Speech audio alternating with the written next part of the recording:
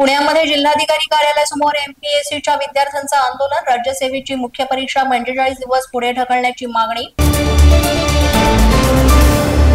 अहिल्यानगरच्या राहुरीमध्ये एकाच तालमीतील महापुरुषांच्या पुतळ्यांची विटंबना, मात्र अद्यापही आरोपींवर कारवाई न झाल्यामुळे आमदार प्राजक्त तनपुरेंचं बेमुदत उपोषण सुरू। लवकरात लवकर कारवाई न झाल्यास आंदोलन तीव्र करण्याचा इशारा।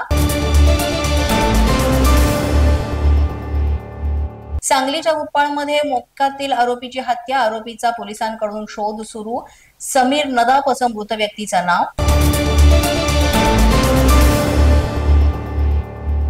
अकोल्यातील वाशिम बायपास चौकामध्ये आंबेडकरांच्या जयंती मिरवणुकीमध्ये वाद, पोलिसांकडून जमावावर सौम्य लाठीचार्ज। आठवले गटाच्या महानगराध्यक्ष गजानन कांबळेंच्या रॅलीमध्ये गोंधळ झाल्याची माहिती।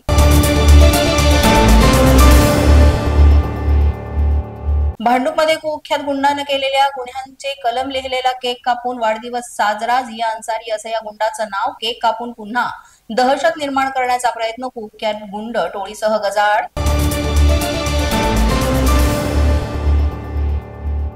पालघरच्या आदर्शनगरमध्ये घरात चोरी करून पळून जाण्याच्या तयारीत असलेल्या चोराला तरुणीनं धडा शिकवला। एका चोराला पकडण्यामध्ये यश, मात्र दुसरा चोर अंधाराचा फायदा घेऊन 10 ते 12 लाखांचा ऐवज घेऊन पसार।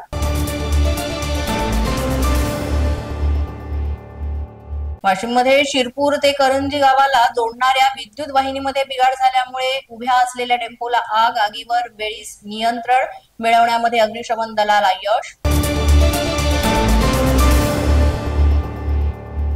पुण्यामध्ये प्रवासी आणि पीएमपीएल चालकांमध्ये हाणामारी, पीएमपीएल बसच्या मागच्या दारानं उतरण्यास विरोध केल्यामुळे हाणामारी, व्हिडिओ व्हायरल। कॅनडामधून आलेल्या पर्यटकाला पुण्यातल्या सिंहगड किल्ल्यावर शिव्या शिकवणाऱ्या मुलानं माफी मागितली। 3 ते 4 दिवस तरुणाविरोधामध्ये पुणे ग्रामीण मधील हवेली पोलीस स्थानकामध्ये गुन्हा दाखल। पालघरच्या ग्रामीण भागामध्ये ऐन उन्हाळ्यामध्ये नागरिकांना वीज महावितरण विभागाच्या भोंगळ कारभाराचा फटका। रात्रीच्या सुमारास विजेचा लपंडाव सुरू असल्यामुळे नागरिकांचा महावितरण विरोधामध्ये संताप व्यक्त। अशाच नवनवीन व्हिडिओसाठी पोलीस माझा न्यूजचं युट्यूब चॅनल सबस्क्राईब करा। तसंच आमचं फेसबुक, इंस्टाग्राम आणि ट्विटर अकाउंट फॉलो करा। अधिक माहितीसाठी आमच्या www.polismazhanews.com या वेबसाईटला भेट द्या। पाहत रहा पोलीस माझा न्यूज।